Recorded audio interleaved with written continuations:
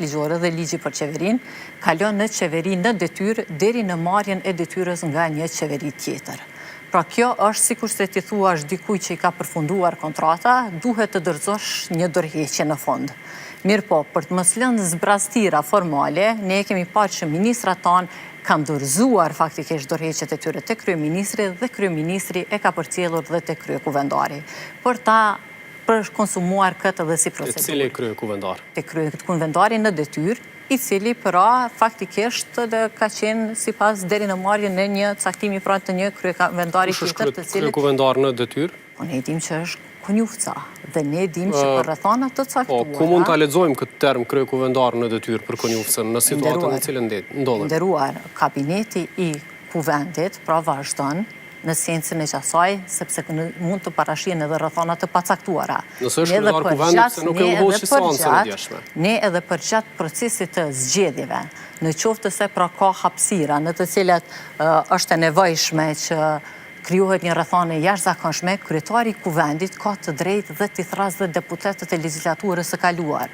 Pra, kushtetuta jonë dhe baza ligjore jonë nuk toleron hapësira për vakume institucionale. Nuk ka vakum.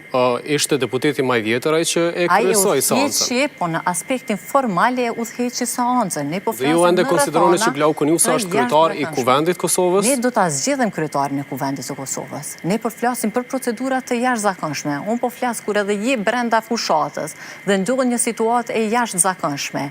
Kryetari i kuvendit pra ka të drejtë që t'i thrasë dhe ish deputetët e legjislaturës së kaluar në mënyrë që të merret një vendim, le të themi, shpalljes së një gjendje të jashtëzakonshme së rrethana të cilat për ta organizuar seancën konstituive dhe ajo ka qenë ndoshta plani i fundit i Konjufcës, veprimi i fundit i Konjufcës si kryetar i legjislaturës së kaluar që procedohet me seancën konstituive të legjislaturës së re. Dje edhe hoqi seancën Avni Dehari dhe Glau Konjufca është vetëm deputet aktualisht. Inderum, letra ju është drejtu institucionit të kuvendit të Kosovës, nga ana e kryeministrit si akt formal. Nëse kemi letrën ta vendosim këtu në grafik që ta dim për çfarë po flasim. Po, mund vazhdoni. Po, mendova që po e vendosni edhe letrën. Pra si akt formal, pavarësisht që nga ana logjike dhe rrjedhore, nuk mund as të shihet se çka është nevoja e një procesi të tillë, kur një qeveri e ka përfunduar mandatin e saj. Ajo nënkupton në tërësinë e saj se është përmbyllur mandati i saj. Pra si po them, sikur se dikush që i përfundon kontrata e punës, t'ja kërkosh dorëheqje në fund.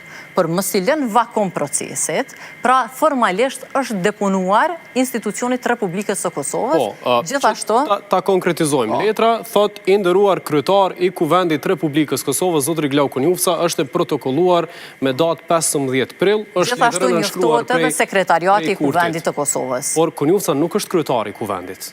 Gjithashtu njoftohet edhe sekretariati i kuvendit